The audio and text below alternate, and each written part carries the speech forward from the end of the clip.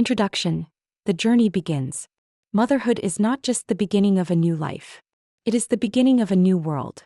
Through the act of giving life, a woman becomes a creator, shaping not only her child's future but the direction of humanity itself.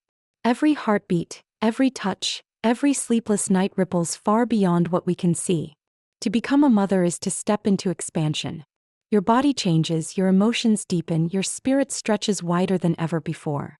You begin to sense life in all its fullness, the ache and the beauty, the fragility and the strength.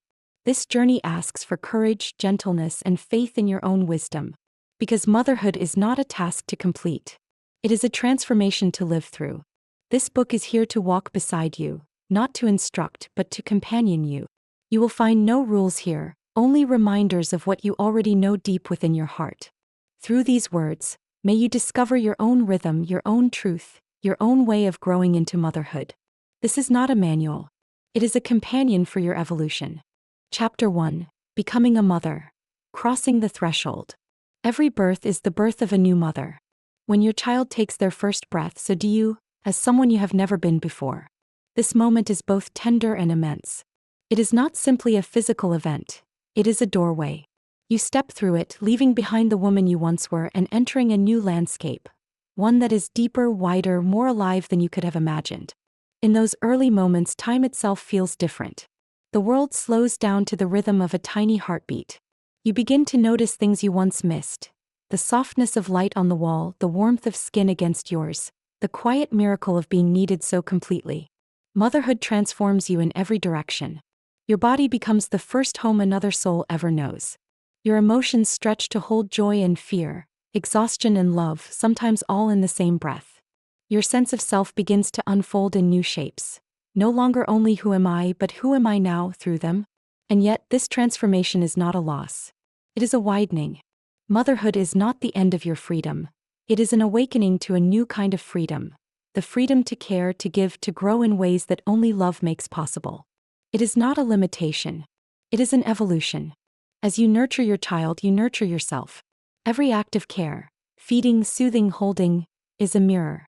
Through these small, sacred gestures, you learn patience, resilience, tenderness, and the quiet strength that has always lived within you.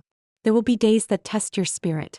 Days when you question who you are becoming, when the weight of responsibility feels heavy, when silence feels lonely. And yet, even in those moments, something within you is being born. A steadiness, a compassion, a kind of wisdom that only comes through loving another more than yourself. Becoming a mother means learning to live in motion. Constantly changing, constantly adapting. It means forgiving yourself often.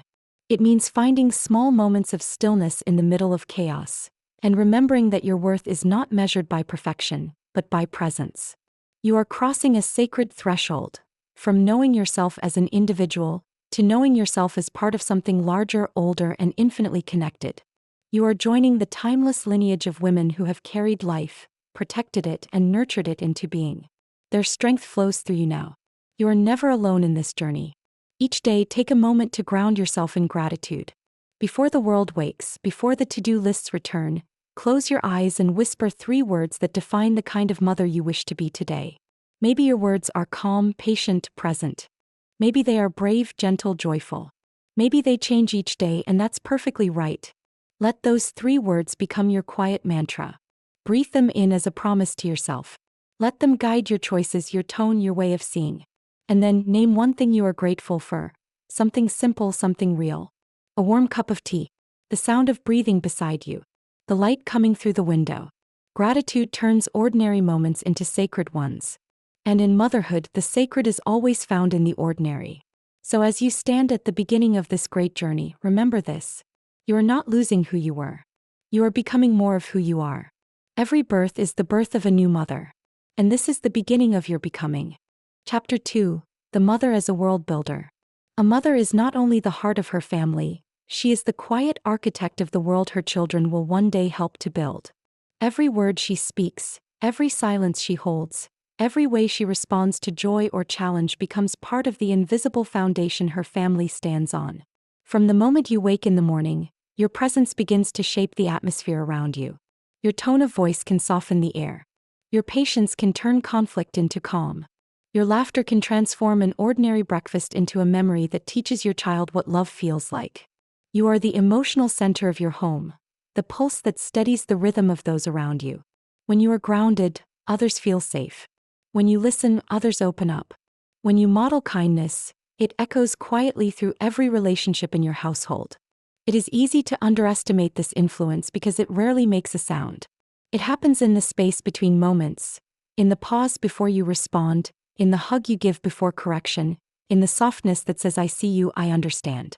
These small gestures are the raw materials from which a child's worldview is built. Your inner world, your thoughts, your calm, your sense of meaning, becomes the unseen language your children learn before they even know words. If you hold fear, they absorb tension. If you hold hope, they breathe easier. If you hold faith in goodness, they will learn to trust life. Motherhood asks you to tend to your inner landscape with the same care you give your home. It is not selfish to rest, to reflect, to find joy in your own growth. It is essential. You cannot pour love from an empty vessel. The more you nurture your inner peace, the more peace you offer to those you love. Think of your home as a living classroom. Not a place of rules and rigidity, but of warmth and belonging. Here your children learn how people treat each other, how to share space, how to speak truth with kindness.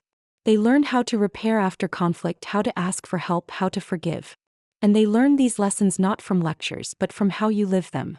You are teaching every moment that connection is possible, that empathy is strength, that hope is practical, that responsibility can be shared and joyful. When you say, "Let's figure this out together," you teach teamwork. When you say, "I made a mistake, I'm sorry," you teach humility. When you say, "I believe in you," you teach faith in their ability to grow.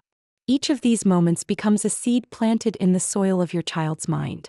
Some seeds bloom quickly, others rest quietly for years before unfolding. But every single one matters. You are building the blueprint for how your children will one day build their own homes, their own relationships, their own communities. Through you, empathy multiplies. Through you, the world learns gentleness again. Now take a moment to reflect. Close your eyes and imagine your home not just as walls and furniture, but as energy, the emotional climate that fills each room. What does it feel like? What do you want it to feel like? Is it peaceful, creative, joyful, patient, kind? This is your space to design with intention. Every home, like every heart, needs a compass, a simple set of guiding values that keep it aligned when life gets busy or loud.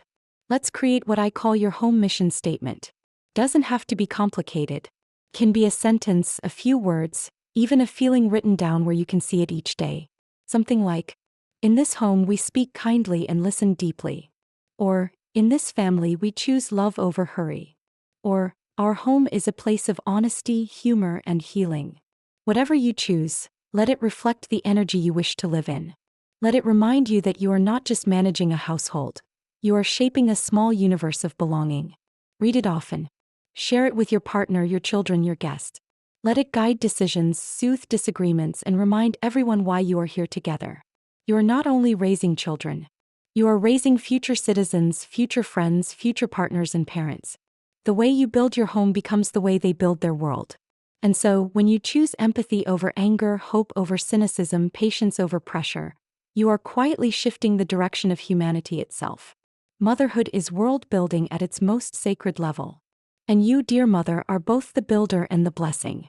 Chapter 3: Attunement, your baby's first language. Long before a baby understands words, they understand you. Not through language, but through the subtle symphony of your body, your breath, your heartbeat, your eyes, your tone. For a newborn, the world is a field of sensations.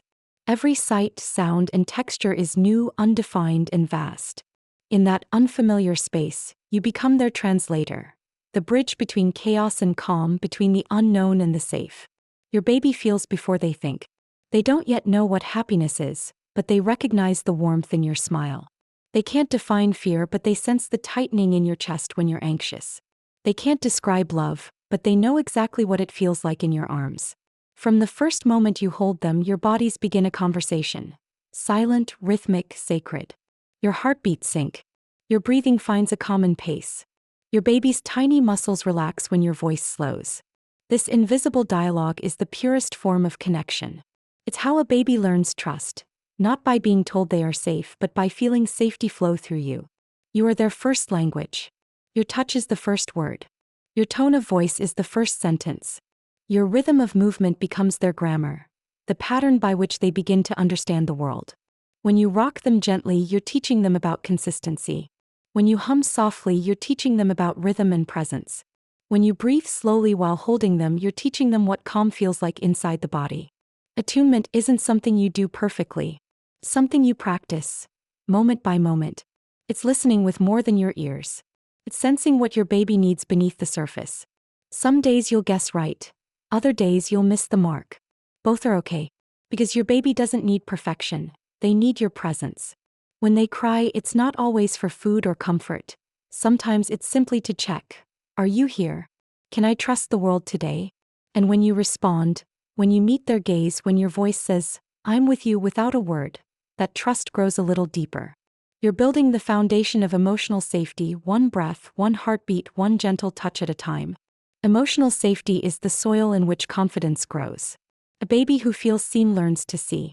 A baby who feels held learns to hold others. A baby who feels understood learns to understand. This is where empathy begins, not as a lesson but as an experience lived in the body. As your baby learns from you, you will learn from them too. They will teach you to slow down, to simplify, to find meaning in stillness. They will remind you that presence is more powerful than any plan. Through them, you rediscover the art of being, not just doing. Now take a deep breath. Let's practice what I call the calm connection routine. It's a simple daily ritual to return you both to peace. Find a quiet moment. It might be while you're feeding, changing, or just sitting together. First, take one deep, slow breath in. Feel your chest rise, your shoulders soften. Exhale slowly, releasing any tension you've been carrying. Now smile, not a forced smile but a soft one that reaches your eyes. Your baby feels that warmth instantly. Let the corners of your mouth remind your body that love is here. Then whisper something, anything, in a calm, steady tone. It might be their name, a gentle hum, or a few simple words. I'm here. You're safe. We're okay. Repeat the breath. Smile again. Whisper again. That's it, 3 simple steps. Breathe, smile, whisper. This small ritual works like magic not because of the words, but because of the energy behind them. It calms your nervous system and through you it calms theirs. It brings you both back to the rhythm you once shared before birth. That perfect harmony of mother and child. Over time, this connection becomes your baby's anchor in the world. It teaches them to trust life, to trust people, to trust themselves. They learn that even when things feel uncertain, calm is always possible, because they have felt it through you. You are your baby's first mirror. When they look at you, they see who they are reflected in your gaze. When they feel your calm, they learn that life can be gentle. When they feel your love, they begin to understand their own worth. This is attunement, the quiet miracle of 2 hearts learning the same song. It is not about doing more. It is about being with your child, being with yourself, being with life. And as you practice, you'll notice something beautiful. The calmer you become for your baby, the calmer the world becomes for you. Attunement is not a task. It's a dance. One that begins in your arms but lasts a lifetime. Chapter 4. Speaking Life. The Art of Explaining. When you explain, you empower. It's that simple, and that profound. Every day your child is trying to make sense of the world. They're watching everything, your tone, your choices, your reactions. And what they see they will one day become. But what they hear from you, the meaning behind your actions, is what will shape how they understand life itself. A child's mind is like soft clay. It's constantly being molded by words, gestures, and patterns of communication. When we command, don't do that, stop, because I said so, we may get short-term obedience, but we lose something far more important, understanding. When we explain, here's what's happening, here's why it matters, here's who it affects, we give them something deeper, wisdom. Explanation transforms rules into values. It turns daily moments into lessons that grow a thoughtful, compassionate human being. So what does it mean to speak life? It means to use your voice not to control but to connect. It means replacing orders with insight. It means guiding your child through the world with words that reveal how everything fits together. Nature, people, purpose. Imagine a simple moment. Your child is spilling water on the floor. The easy reaction might be, stop that. You'll make a mess. But what if instead you said, water belongs in the cup so we can drink it, not on the floor where it can make us slip. Let's clean it together. You didn't just correct them. You explained. You showed cause and effect, empathy and teamwork, all in one small sentence. And in that moment, your child's brain doesn't just register a rule, it absorbs a worldview. Children thrive on meaning. They want to know why. When you answer that question with patience, you build a bridge of trust. They learn that you don't control them, you guide them. You help them see that rules are not punishments, they're patterns that keep the world flowing in harmony. You can think of your daily conversations as the foundation of their moral compass. Every time you explain why, you are tuning that compass a little more toward wisdom, empathy, and responsibility. Now there's a simple framework you can use every day. I call it the 3W script. What, why, and who. Here's how it works. First, what we're doing. State the action clearly. We're getting ready for bed. We're cleaning the table. We're crossing the street. Naming the action grounds your child in the present moment. It gives structure and clarity. Second, why it matters. Explain the reason in simple, honest terms. We sleep so our bodies can grow strong. We clean the table so our home stays nice for everyone. The why transforms an order into an opportunity for learning. And third, who it serves. This is the part most adults forget. Explain who benefits from this action. You, the family, society, or nature. We cross safely because cars are fast and we want everyone to stay safe. We turn off the light because it helps the earth save energy. We share toys because it makes playtime happier for everyone. When a child understands who their actions affect, empathy begins to bloom. They start to see themselves as part of something larger. A community, a family, a living world that thrives on care and cooperation. This is how you raise not just a child who listens but a person who understands.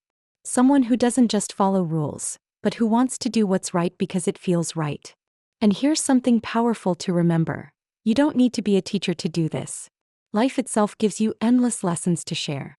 The morning rush, the grocery store, the walk to school, all of it is a classroom if you choose. You might say, we're waiting in line because everyone deserves a turn. We're picking up trash because the park is our shared home. We're saying thank you because kindness deserves recognition. With every explanation, you're showing how the world works, not as a list of commands but as a living system of give and take. And even if your child doesn't fully grasp your words now, don't worry. They understand the tone. They feel the respect. Their mind may not yet store the sentences, but their heart is recording the music of your voice, calm, kind, and clear. So, as you move through your day, try the 3W script in real time. What we're doing. Why it matters. Who it serves. It may seem simple, but it's transformative. When you speak life into your child's day, you're not just explaining tasks, you're revealing truth. You're teaching that every action connects to something greater, that every small act carries meaning, and that every person matters.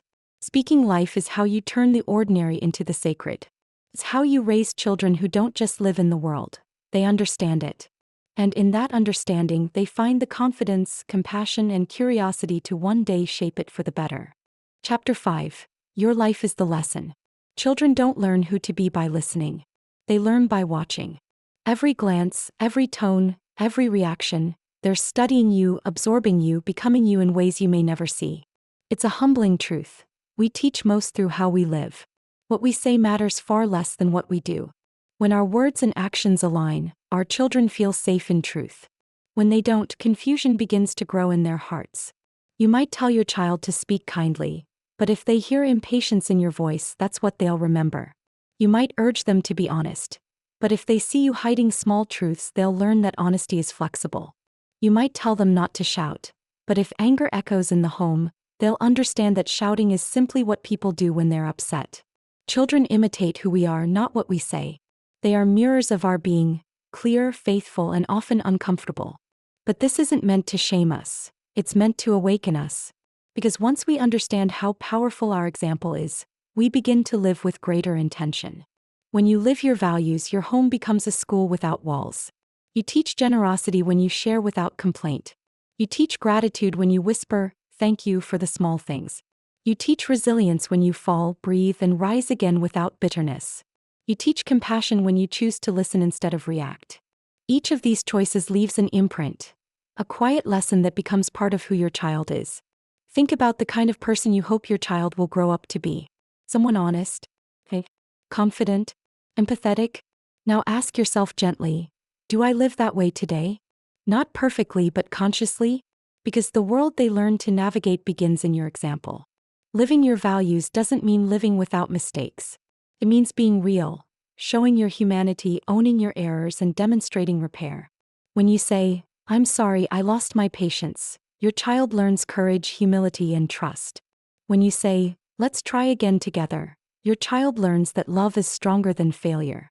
In the quiet rhythm of daily life, you are writing a story, one that your child will read long after your words are forgotten. Make it a story of alignment.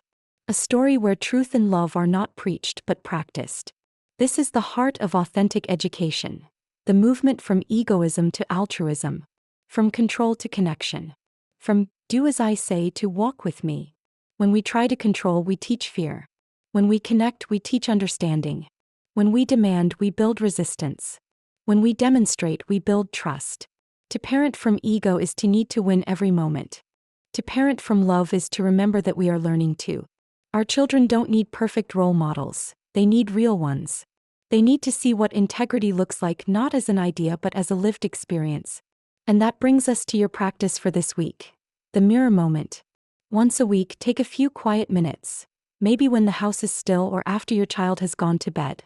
Find a mirror and look at yourself. Not critically, not hurriedly. Ask yourself 3 gentle questions. 1. What did my child see in me this week? 2. Was there a moment where my words and actions didn't match? And 3. What do I want them to remember instead? You might recall a moment when you lost your patience, or when you were distracted instead of present. That's okay. Awareness is the beginning of change. Take a breath and imagine how you'd like to handle it next time. Then forgive yourself. Compassion for yourself is also a lesson they'll learn from you.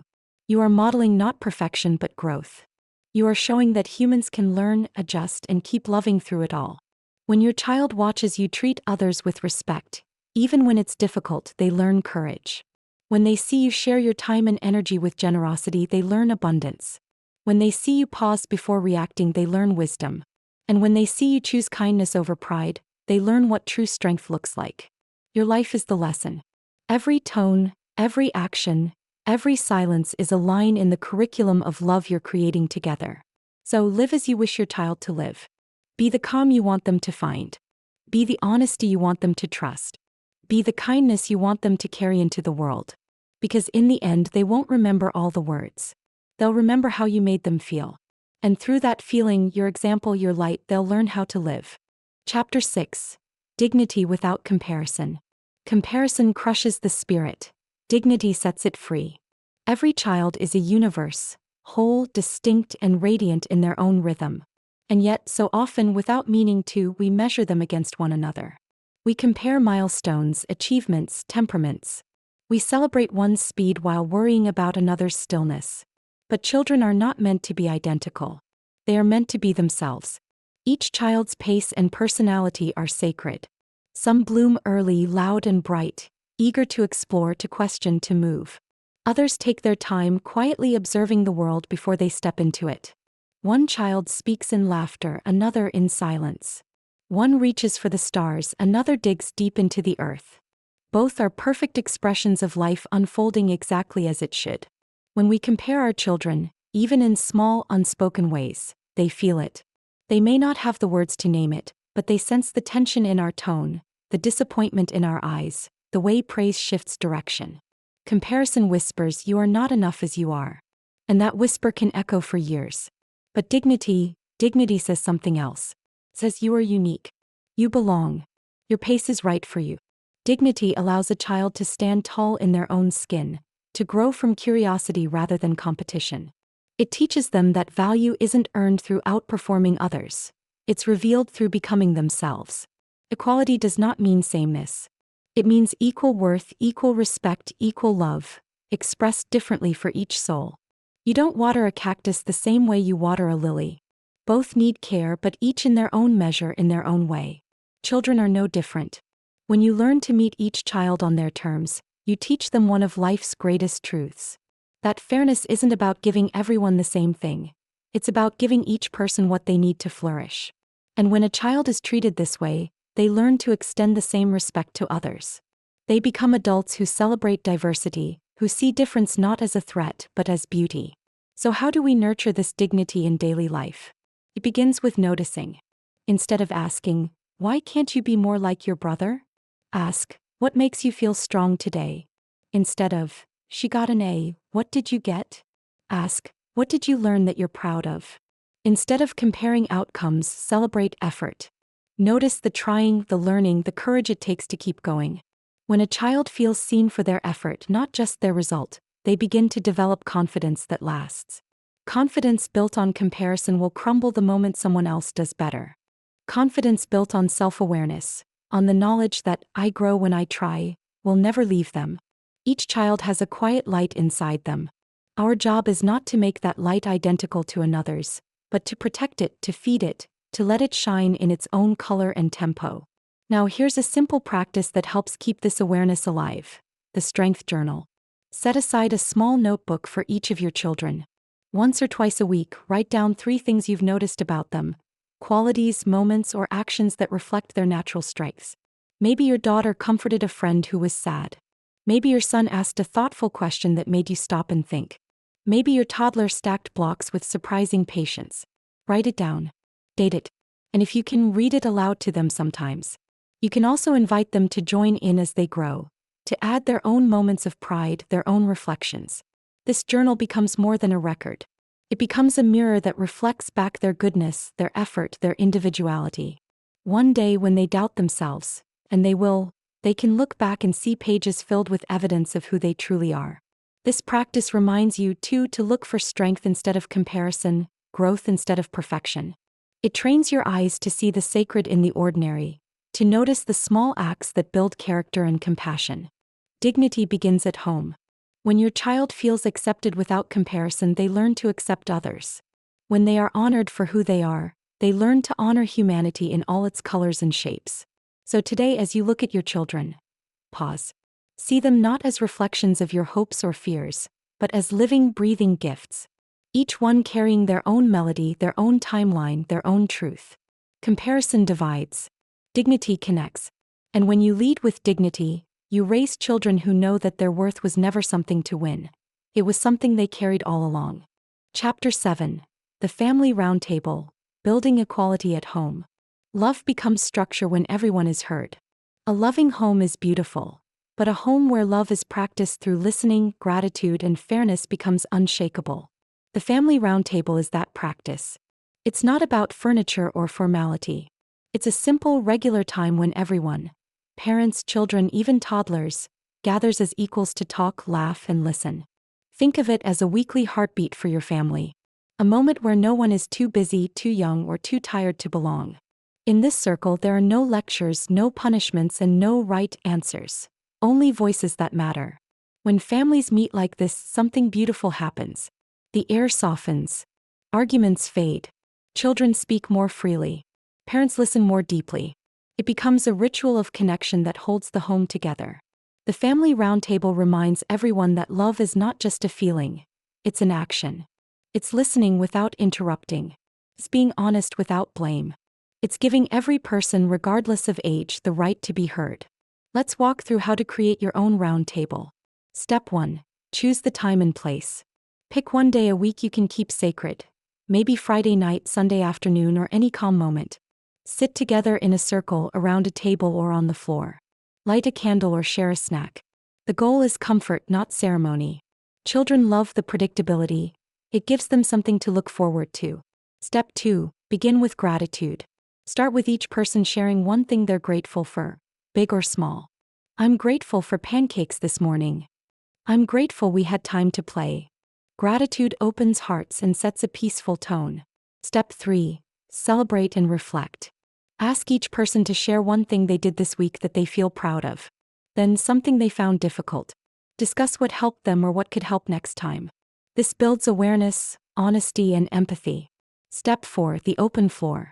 Now let everyone speak freely about school, friendships, ideas, or feelings. Even small children can take part. Ask questions like, what made you happy this week? What felt hard? What would you like to do together? Listen without judgment. You're not fixing, you're witnessing. Step 5. Problem solving together. If there's a family issue, sharing chores, screen time, conflicts, talk about it here. Invite ideas from everyone. Children often surprise you with their fairness and insight. When they help create rules, they're more likely to follow them. Step 6. End with laughter or love. Close on a warm note.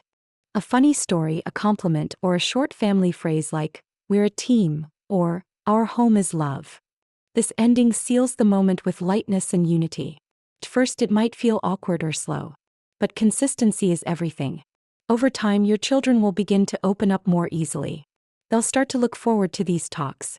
They'll feel respected, and when they feel respected, they learn to respect others. The Roundtable is not about losing parental authority. It's about transforming it. You still lead, but through empathy instead of control. You become the steady hand that holds the circle, not the voice that dominates it. Even the youngest child has something to offer. Their honesty reminds us what truth sounds like before it's filtered by fear. Their laughter reminds us that joy is also wisdom. This is how equality grows inside a family, not by erasing roles but by honoring everyone's humanity. So this week, try it. Set the time, gather your circle, and ask 3 simple questions. What are you grateful for? How can we help each other this week? What made you smile? Then listen. Really listen. Because in that listening, something profound happens. Love takes form. Love becomes structure when everyone is heard. And when everyone is heard, everyone belongs. That is the true foundation of family. Chapter 8. Gentle Discipline. Consequences through connection. Discipline means to teach, not to punish. Real discipline is not about fear or control. It's about guidance, helping your child understand how their choices affect themselves and others. When we punish, we create obedience through fear. When we teach, we create responsibility through awareness. Children don't need to be scared to learn. They need to feel safe enough to reflect. When love stays steady, even in correction, a child learns that mistakes are part of growth, not reasons for shame. Every action has a consequence. This is one of life's earliest lessons. But our role is to help children see the connection between cause and effect, not to make them afraid of it. A child who spills milk and is yelled at learns fear. A child who's guided to clean it up learns responsibility. The difference is not in the mistake. It's in the reaction. The pause and discuss tomorrow technique. When conflict arises, emotions are high. You may feel angry or disappointed. Your child may feel scared or defensive. This is not the time to teach. It's the time to pause. Take a breath and calmly say, "We'll talk about this tomorrow when we're both calm." This short sentence does something powerful. It teaches emotional regulation. It shows your child that problems can be addressed with thought, not anger. The next day, revisit the situation when both of you can think clearly. Sit together and ask simple, guiding questions. What happened? How did it make you feel? What could we do differently next time? Then guide your child to find a natural consequence or repair. If they hurt someone's feelings, help them apologize. If they broke something, help them fix or replace it. If they disrespected someone, encourage them to show kindness. This transforms mistakes into meaningful lessons. The focus is not punishment but restoration. The power of calm dialogue. Children want to do well. When they misbehave, it's often because they're overwhelmed or misunderstood. Your calm presence helps them return to balance. When we discipline through connection, we say, "I'm not angry at you. I'm here with you to help you grow." That simple difference creates trust, the foundation of true influence. A child who feels safe learns faster, listens deeper, and begins to self-correct. If you model self-control, they'll learn it from you. If you model reflection, they'll do the same. Discipline becomes a shared act of learning, not a battle of wills. Practice. The repair and reflection template. Use this simple 3-step method whenever conflict arises. Recognize, what happened? Let your child explain in their own words. Listen without interruption. Reflect, how did that make you feel? How did it make others feel? This develops empathy and emotional awareness. Repair, what can we do to make it better? Find a gentle action that restores balance. An apology, a helpful deed, a promise to try again. When children help repair their mistakes, they learn ownership. When they feel trusted to make amends, they grow in confidence and integrity. Gentle discipline isn't permissive. It's intentional.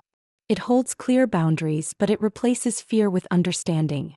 You can say no with kindness and guide with strength. You can say, "That wasn't okay," and still mean, "I love you." You can correct behavior without breaking connection. Children who grow up under this kind of guidance learn the natural laws of life, that actions have outcomes and love remains through them all. So next time you face a tough moment, pause. Breathe. Remember, your calm is the lesson. Say, "We'll talk about it tomorrow." Then when tomorrow comes, talk with love. Help your child see that discipline is not about punishment, but about learning how to live wisely, kindly, and responsibly. Because the real goal of discipline isn't to control a child's behavior, it's to awaken their conscience. And that happens only through connection. Gentle discipline teaches this truth. Love holds firm. Boundaries protect. And through every mistake, there is always room to grow. Chapter 9. Friendship between parent and child. Respect is born from friendship, not fear. The deepest influence you can have on your child doesn't come from authority. It comes from connection. Children listen to those they trust. They follow those who make them feel seen, safe, and loved. Fear may bring obedience for a moment, but friendship builds cooperation for life. A child who feels connected to you wants to listen. They don't comply because they're afraid to lose your approval. They respond because they value your relationship. Parenting built on friendship doesn't mean you stop being a guide. It means you guide from beside, not from above. When your child sees you as an ally, something magical happens. They begin to open their inner world to you. They tell you their secrets, their worries, their small victories. They trust that you will listen before judging. And in that trust, real influence is born. The power of allyship. When a parent acts like a commander, the child resists. But when a parent becomes a trusted companion, the child cooperates. Why? Because love replaces control. Think of how you respond to someone who asks with kindness, not force. You naturally want to help. It's the same for children. When your requests come from care instead of command, they land differently. Instead of "clean your room right now," try, "Let's make your space nice together so you can feel calm." Instead of "Stop shouting," try, "I can see you're upset, let's take a breath and talk." These small shifts change the emotional tone. They tell your child, "I'm on your side." Children want to cooperate when they feel respected. And the more you respect them, the more they learn to respect you. This is the quiet secret of influence, the power of friendship. Balancing warmth and guidance. Some parents worry, if I'm my child's friend, will they stop taking me seriously? The answer lies in balance. Friendship doesn't erase boundaries, it strengthens them. Because when love and respect walk together, guidance feels safe, not threatening. You can still say no, but in a way that honors both your authority and their dignity. You can be warm and firm at the same time. Try saying, "I know you really want to play longer, but your body needs rest. Let's plan to continue tomorrow." That's leadership rooted in empathy, and it works. Children thrive under structure that feels kind. They learn that limits aren't punishments but forms of care. When discipline comes from friendship, it sounds less like command and more like collaboration. It teaches them that rules can exist within love, not apart from it. Practice. The 10 minutes of friendship ritual. Every day, give your child 10 minutes of undivided, agenda-free attention. No teaching, no correcting, no multitasking. Just being together, talking, playing, laughing, or listening. Let them choose the activity. Maybe it's drawing, reading, or telling stories. During this time, your only job is to enjoy them, to let them feel your full presence and delight. 10 minutes may sound small, but for a child, it's everything. It says you matter. I see you. You're worth my time just as you are. Over days and weeks, these small moments build an invisible bridge of trust. They soften resistance, strengthen communication, and remind your child that home is their safest place. Friendship doesn't weaken your role as a parent, it amplifies it. Because friendship is built on mutual respect, honesty, and love, the same qualities every lasting relationship needs. Your child doesn't need you to be perfect. They need you to be present. They need to know that even when you correct them, you're still on their side. So choose connection over control. Replace fear with friendship. And remember, every moment of warmth, every patient word, every shared laugh is shaping not just your child's heart, but their future relationships with the world.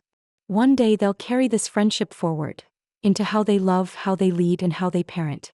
Because long after your lessons fade, what will remain is how they felt with you. Safe, heard, and loved by their very first friend.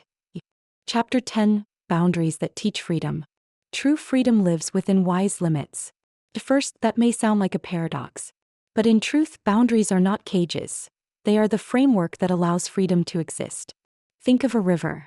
When it flows within its banks, it moves with grace and power, carving valleys and giving life wherever it travels. But when those banks disappear, the river floods and destroys everything in its path. Children are like that river. They need structure, not to restrict them but to help them understand the flow of life. Boundaries give them direction, safety, and peace. Without clear boundaries, a child feels lost. They begin to test limits endlessly, not out of rebellion, but out of a deep need to find the edges of safety. Your calm consistency tells them, this is where it's safe to explore. This is how the world works. Boundaries as natural and social laws.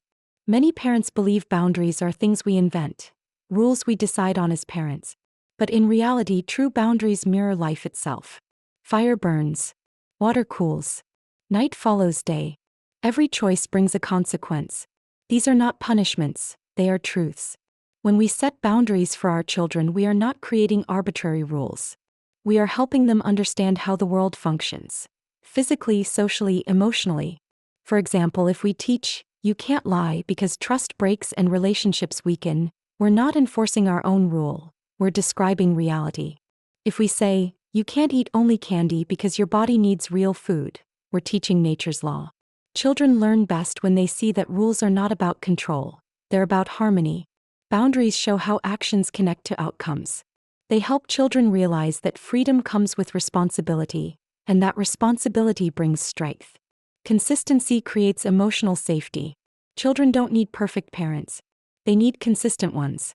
When boundaries are unpredictable, strict one day, relaxed the next, children become anxious. They don't know what to expect, and uncertainty breeds insecurity.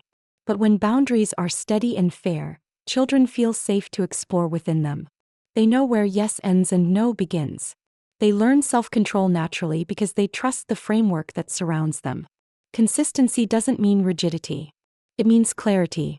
It's okay to adapt as your child grows, but do so with explanation, not impulse. Say, you're older now so you can handle more responsibility, or this rule keeps us safe and that hasn't changed. Every clear boundary becomes a message of love. I care enough to keep you safe. I believe you're capable of living wisely. Teaching rules that reflect reality. When children understand why a rule exists, they internalize it. They stop following out of fear and start choosing from understanding. If a rule feels random, because I said so, it loses meaning. But if a rule reflects truth, because this keeps you healthy, kind, and free, it becomes part of a child's moral compass. So instead of saying, don't do that, try explaining, when we do that, this happens. That's why we choose differently. You're teaching cause and effect, not blind obedience. In time, your child will begin to hear that reasoning in their own inner voice. That's how conscience is formed, not by command but by understanding. Practice the always/sometimes/never list. Here's a simple family exercise to make boundaries clear and kind. Gather together and create 3 lists. Always. Things that are always encouraged: kindness, honesty, helping others, telling the truth, saying thank you. Sometimes. Things that depend on time, place, or balance: screen time, sweets, staying up late, playful noise. Never. Behaviors that cross important boundaries: hurting others, lying, disrespect, breaking trust. Post your list somewhere visible, on the fridge or in the family room. Review it together often and adjust it as your children grow. This turns abstract rules into living agreements. Children understand what's expected, and they begin to see boundaries as shared values, not restrictions. Freedom without guidance leads to confusion. Boundaries without love lead to fear. But when love and structure meet, a child grows into someone who knows how to live wisely, not because they were forced to, but because they understand why it matters. You are not taking away your child's freedom when you set limits. You are teaching them how to handle it. One day they'll step out into the wider world, where you won't be there to hold their hand. But your boundaries will still guide them as an inner voice that says, I know what's right. I know what's safe. I know who I am. That's the freedom that lasts, the kind born not from rule breaking but from wisdom. Because true freedom doesn't mean doing whatever we want. It means having the wisdom to do what's right. Chapter 11. The Power of Environment. Change the space, change the behavior. Children are like mirrors, they reflect the world around them. Their moods, focus, and habits all grow from the soil of their environment. When the home is chaotic, they absorb chaos. When the home is calm, they find calm. And when the home breathes love and order, they begin to do the same. So often we try to correct a child's behavior without changing the world that behavior comes from. But the truth is, environment teaches before we ever say a word. When you walk into a room that's peaceful and uncluttered, you breathe differently, you speak differently, you feel differently. The same is true for children. Their nervous systems respond instantly to what surrounds them.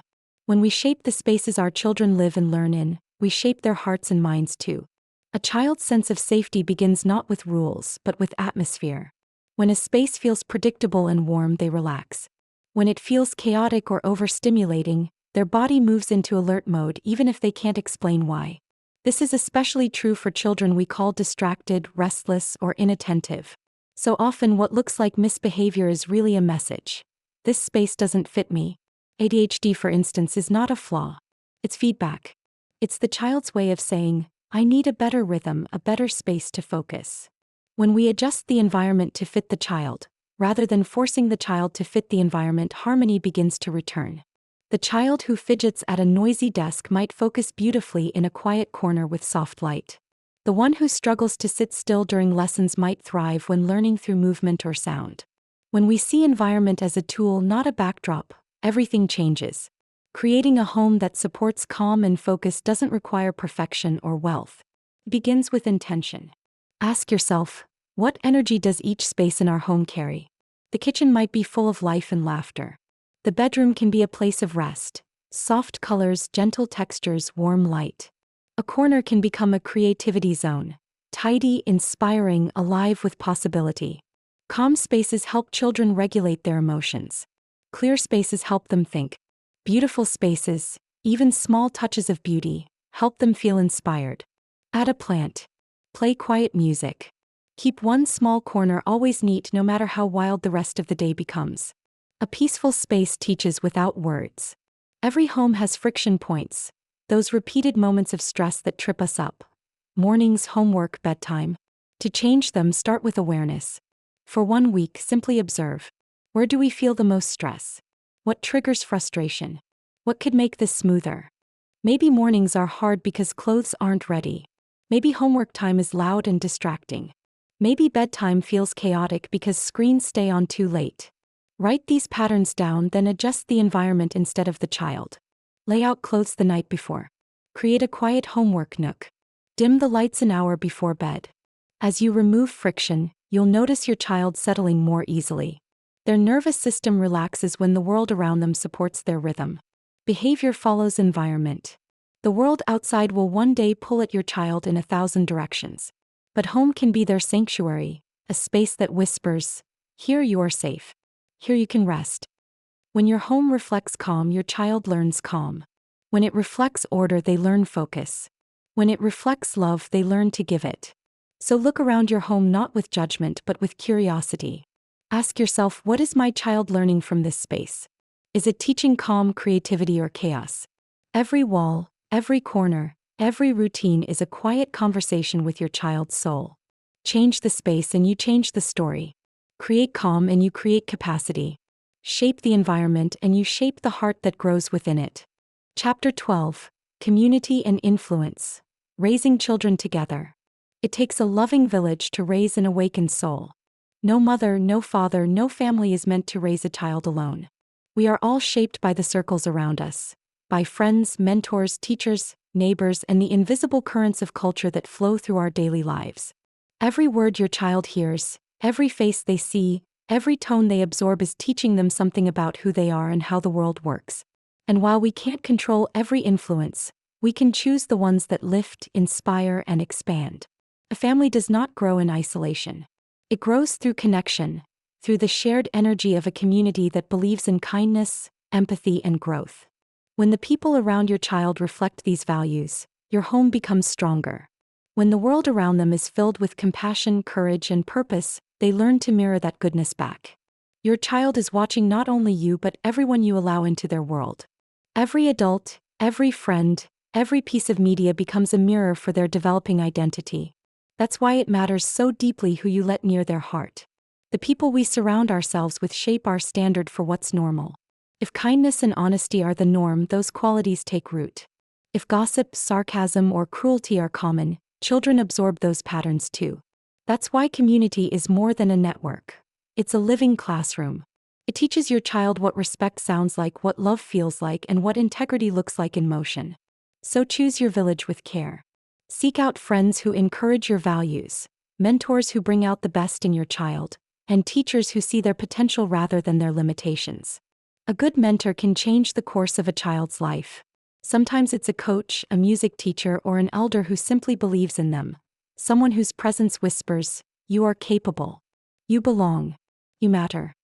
And remember, it's not only who influences your child, it's also what. We live in a time when culture, screens, and media hold enormous power. Children learn from songs, shows, and stories long before they can analyze them. So guide them wisely.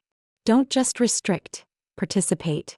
Watch with them, listen with them, and talk about what you see. Ask, "What do you think about that character's choice?" Or, "Would you do the same?" Or, "How does that make you feel?" When you share these conversations, you teach your child to think critically rather than absorb blindly. You help them build an inner compass strong enough to navigate a noisy world. Media can inspire or distort. It depends on how it's used.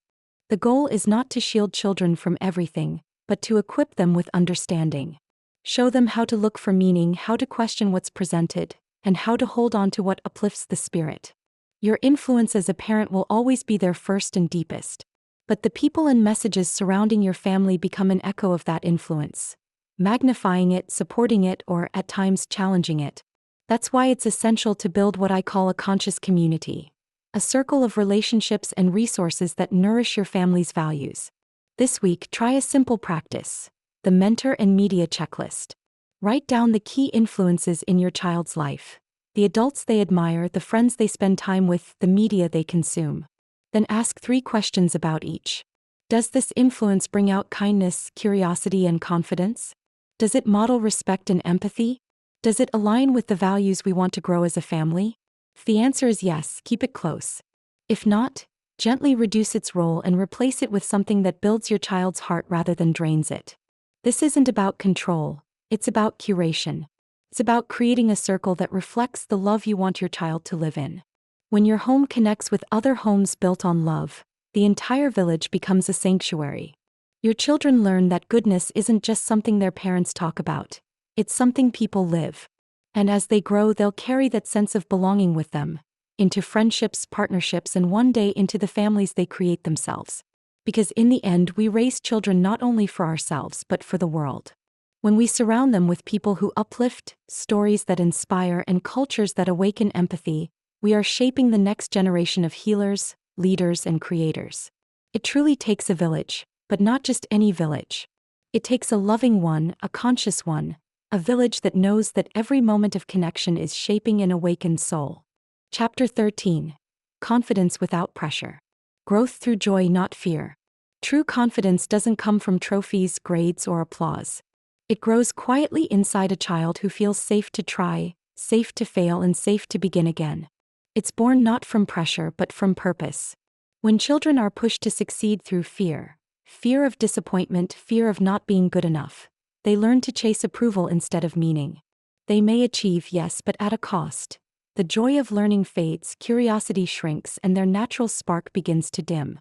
External pressure can make a child perform, but it rarely helps them grow.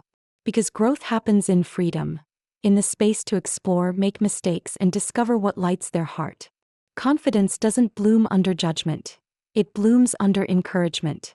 It grows when a child feels that who they are matters more than what they achieve.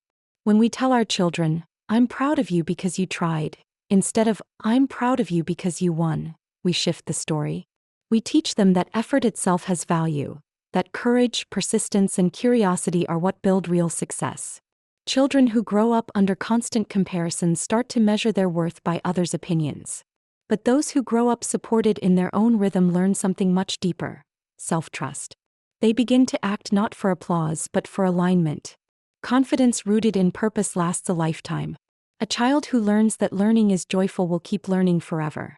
A child who feels seen for who they are, not what they produce, will grow into an adult who contributes from authenticity, not anxiety. Our job is to create an atmosphere where joy and learning walk together. To ask not, "What did you achieve today?" but "What did you discover?" It's a simple shift from pressure to purpose. When a child knows why something matters, effort follows naturally. When they find meaning in what they do, mastery takes care of itself. Let them build for the joy of building. Let them read for the wonder of story, not for the score. Let them dance for the thrill of movement, not for the applause. And when frustration comes, as it always does, meet it with understanding. Say, "It's okay to find this hard. Learning is hard sometimes. But look at how far you've come." This kind of support builds an inner voice of resilience. One that says, "I can try again. I can grow. I can trust myself." Praise can be powerful, but only when it's truthful and specific. Instead of empty words like, "Good job," say, "I noticed how carefully you worked on that," or, "You stayed calm when it got tough." Praise what they control: their effort, their kindness, their curiosity, not what they can't. That's how self-esteem becomes self-knowledge. Because the goal isn't to make our children feel superior. It's to help them feel secure. To teach them that their worth is steady, whether they're first or last, whether they win or lose. That kind of confidence can't be shaken by grades, opinions, or trends. It's the quiet confidence of someone who knows who they are. Here's a simple way to nurture this mindset: the meaning before mastery reflection. At the end of each week, sit with your child and ask 3 questions. What did you enjoy learning?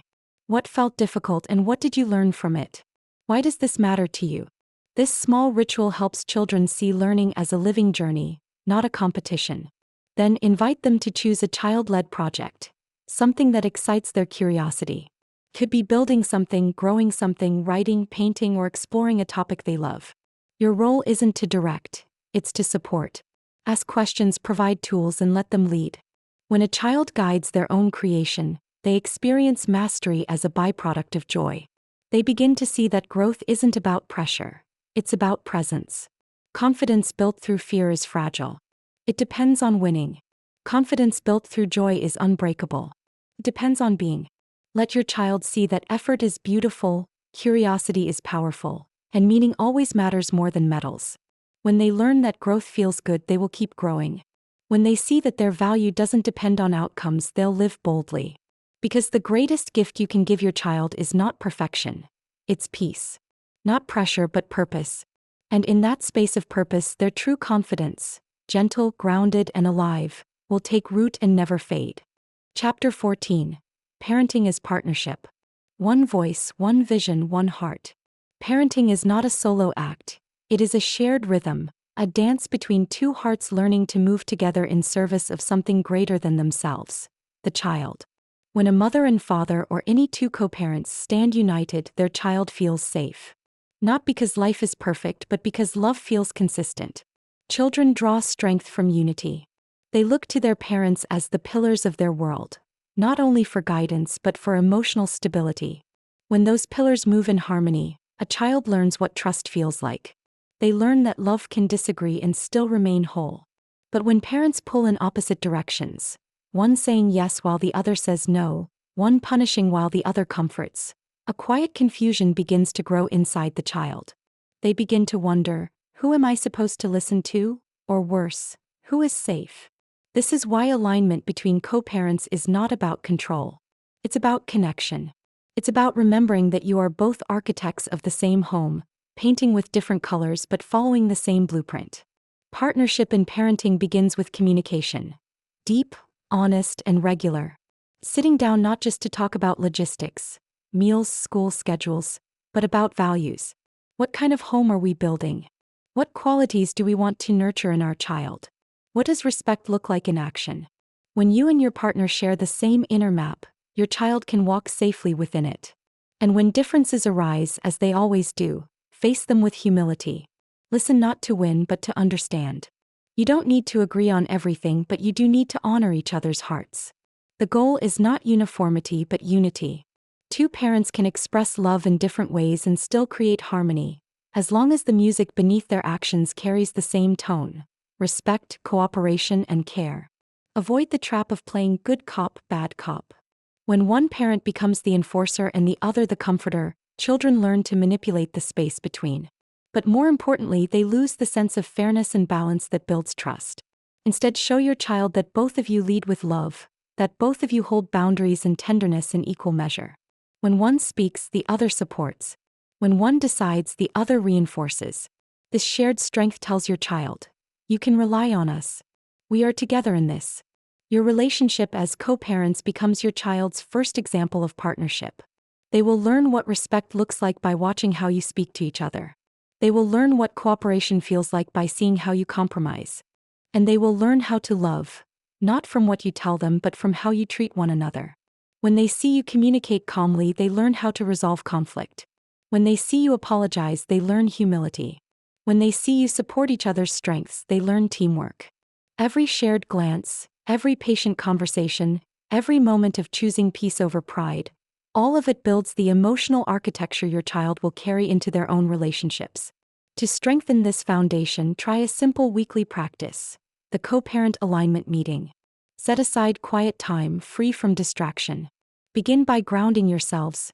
Breathe, let go of the day, and remember, you are on the same team. Then walk through these simple steps together. Celebrate progress. What went well this week? What moments made you proud of your child and of each other? Identify challenges. What felt difficult? How did we each respond, and what can we adjust together? Reaffirm values. What do we want our child to learn from this season of life? Plan together. Choose one shared intention for the week ahead. Something small like more laughter at dinner or clearer bedtime boundaries. End with gratitude. Thank each other, not for perfection but for showing up. It's not about creating a flawless system, it's about maintaining a living dialogue. The more often you reconnect, the more stable your family rhythm becomes. Parenting as partnership is an act of humility and courage. It asks you to listen, to trust, and to let love lead. It's not about keeping score or proving who's right. It's about remembering that the child needs both of you, your differences, your strengths, your shared heart. Because when a child grows up in a home where the adults are aligned, they carry that harmony within them. They learn that love doesn't divide, it multiplies. That two people standing together can hold the world steady. One voice, one vision, one heart. This is the foundation of peace, in the home and in the soul. Chapter 15, The Art of Empathy. Learning through play and role play. Understanding is love in action. Empathy is the bridge between hearts, the invisible thread that connects one soul to another. It's what turns love from a feeling into a way of living. And one of the most powerful ways to teach empathy to children isn't through lectures or lessons, but through play. Play is a child's first language. It's how they make sense of the world, how they experiment with emotions, and how they try on different roles to understand what it means to be human.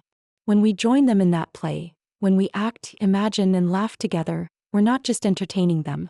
We're shaping their emotional intelligence. Role play is more than pretending. It's practice for real life. When a child steps into someone else's shoes, even for a moment, they begin to understand that every person has feelings, fears, and dreams, just like they do. Through storytelling and imagination, they learn compassion. They discover that people act the way they do for reasons that often go unseen. That's the seed of empathy, the moment they realize that every heart carries its own story. So how do we bring this to life at home? Start small. Choose a moment from your day, a conflict, a misunderstanding, a tough situation, and turn it into a story. Instead of scolding, play.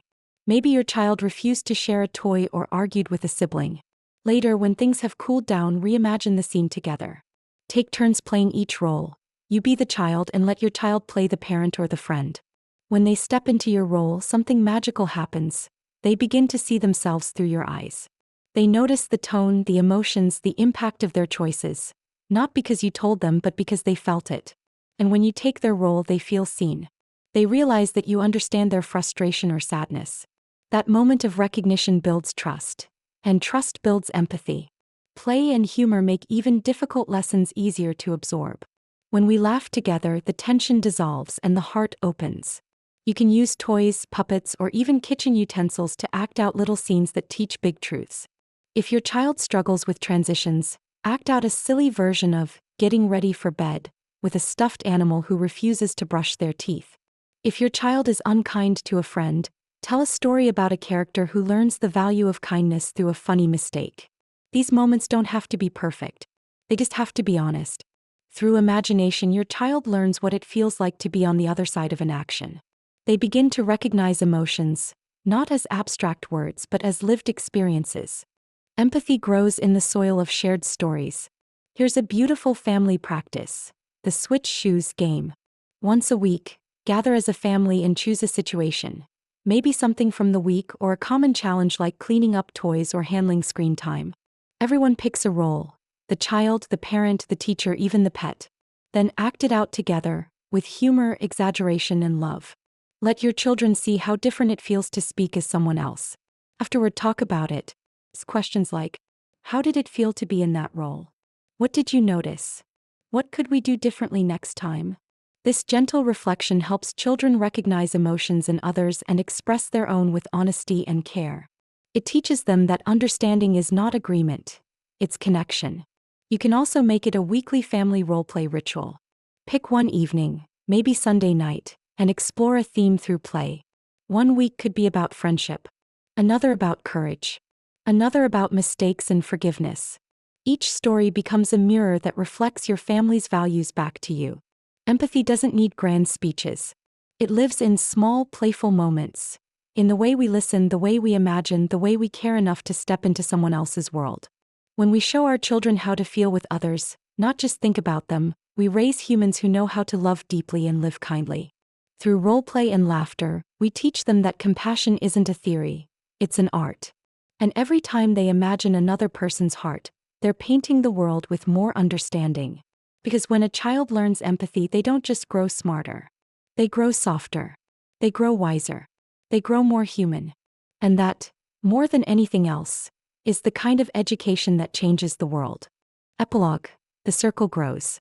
Motherhood doesn't end. It evolves. It is not a chapter that closes when your children grow. It is a living circle that keeps widening, embracing every soul your love touches. You began this journey as a woman stepping into the unknown, learning how to nurture a life while rediscovering your own. You stretched in every way, body, mind, and spirit, to meet the calling of creation. And now, as you look back, you can see that every challenge, every sleepless night, every tear and triumph, was shaping not just your child but you. Motherhood is an evolution, from giver to guide, from teacher to student, from protector to partner. There is no final destination, only a continual unfolding of who you are becoming. Because as your children grow, you grow too. You are not simply raising a child, you are raising a generation. You are building the bridge between what was and what will be. And every moment of tenderness, every word of patience, every act of forgiveness adds another stone to that bridge. The world does not change in grand speeches or sudden revolutions. It changes quietly, in the heart of a mother who chooses love over anger, connection over control, understanding over fear. Each time you hold space for your child's emotions, you heal something ancient in the human story. Each time you choose compassion over criticism, you reweave the fabric of trust. Each time you forgive yourself, your partner, your child, you create room for new beginnings. You are not alone in this. Every mother before you has stood at this same edge, between exhaustion and wonder, between fear and faith, and they have passed the torch of life into your hands. Now you hold that same flame, carrying it forward in your own way, in your own rhythm. The circle grows through you. Through your laughter, your lessons, your mistakes, your courage. Through the quiet power of your presence. You are a teacher, yes, but also a bridge connecting past and future. You are a lifelong learner, continually discovering new depths of patience, empathy, and grace. And even on the hardest days, when doubt creeps in, when love feels heavy, when silence feels endless, remember this: your work matters. Your presence matters. Your love is shaping the world in ways you cannot yet see. Because every act of love creates the next link in humanity's chain. Every small kindness echoes beyond your home, rippling through generations. So as this chapter closes, take a deep breath and whisper this truth to yourself: I am growing, and through me the world grows too. This is the legacy of motherhood, not perfection but evolution. Not control but creation. Not an ending but a widening circle of love that never stops expanding. And in that circle, you, and every mother who ever lived, are eternally connected.